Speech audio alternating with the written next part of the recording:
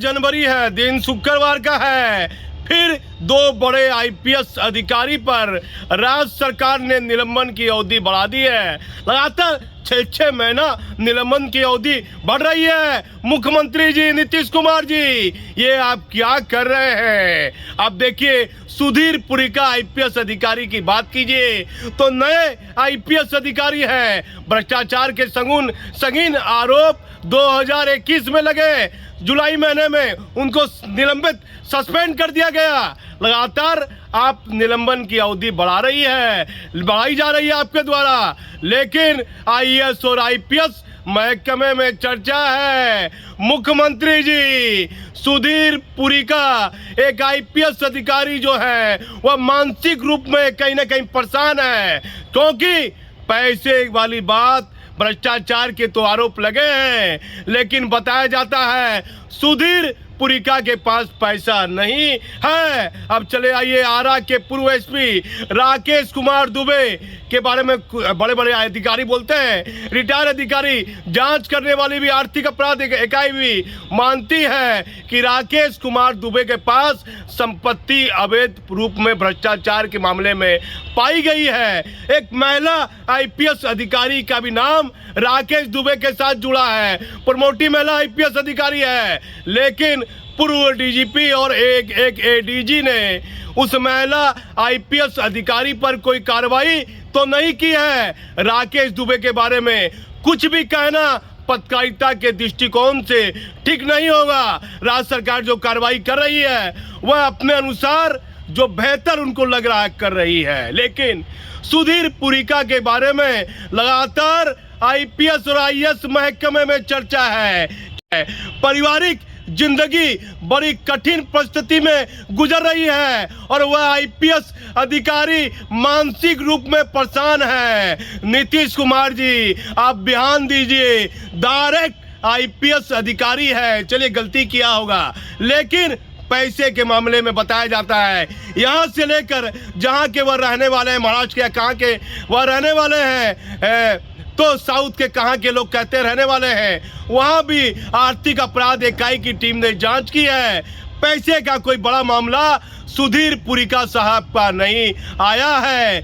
जिस मामले में राज्य सरकार ने उनको निलंबित किया है, सस्पेंड किया है, लगातार निलंबन की अवधि बढ़ रही है। यदि वह बताए जाते हैं कि इधर हाल फिलहाल वह अस्वस्थ चल रहे थे, मानसिक रूप में लगातार सस्पेंड होने के कारण एक डायरेक्ट आईपीएस अधिकारी की क्या परिस्थितियां हो सकती है। नीतीश कुमार जी, इन परिस्थितियों को समझना होगा। क्या बार बार सुधीर पुरिका को निलंबन की अवधि बढ़ाना कितना उचित है, क्योंकि यह सवालों के घेरे में आ रहा है। जब कोई आईपीएस अधिकारी भ्रष्टाचार में लिप्त होता है, बात अमित लोढ़ा की देख लीजिए या आदित्य कुमार की देख लीजिए, कोई बड़े बड़े आईपीएस पर हमारा चैनल खबर चलाता है, लेकिन बताया जाता है, मैं लगातार पटना भी गया, सुधीर पुरिका के बारे में बताया जाता है कि उसकी मानसिक स्थिति बेहतर नहीं है, उसे लगता नहीं है, उसका दिल गवाह नहीं देता है।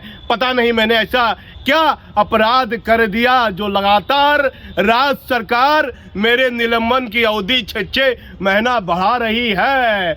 बिहार के मुख्यमंत्री नीतीश कुमार जी, आप ध्यान दीजिए। एक अधिकारी पर 2 साल के दौरान आपने कार्रवाई की, लेकिन एक भी आईएएस अधिकारी पर आपने कार्रवाई नहीं की है। मुख्यमंत्री जी, क्या सिर्फ आईपीएस अधिकारी ही भ्रष्टाचार में लिप्त है? आईएएस अधिकारी आप पे दूध के धोए हुए हैं, आपको देखना होगा।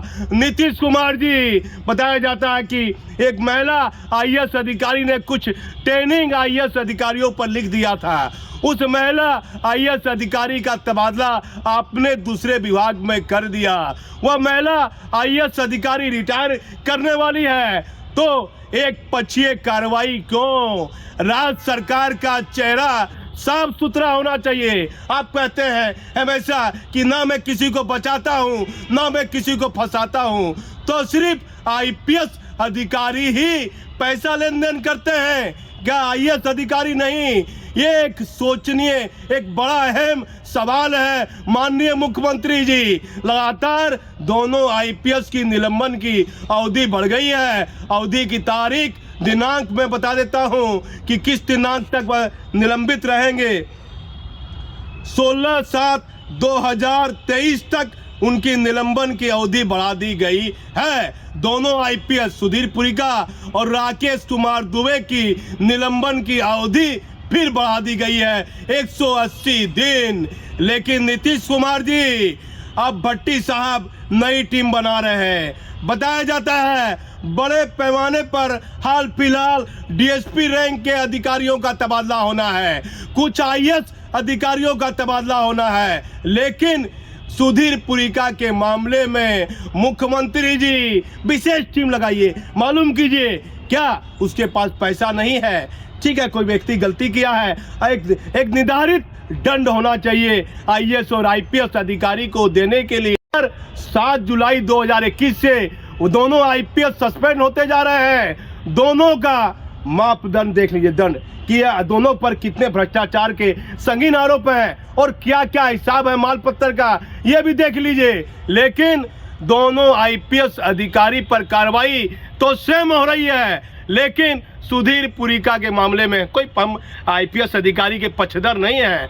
लेकिन सच मैं दिखाने का जरिया हूं। यदि सुधीर पुरिका के पास अवैध संपत्ति और माल नहीं है तो हम कहेंगे नहीं है। यदि हमें मालूम पड़ जाता कि किसी प्रकार की संपत्ति अर्जित की गई है तो हम कभी भी ये खबर नहीं बनाते। लेकिन एक आईपीएस अधिकारी को लगातार कितने दिनों तक, कितने सालों तक आप निलंबन की अवधि इसी तरह बढ़ाते रहिएगा। मुख्यमंत्री जी ध्यान दीजिए। मैं भागलपुर से दीपक नौरंगी।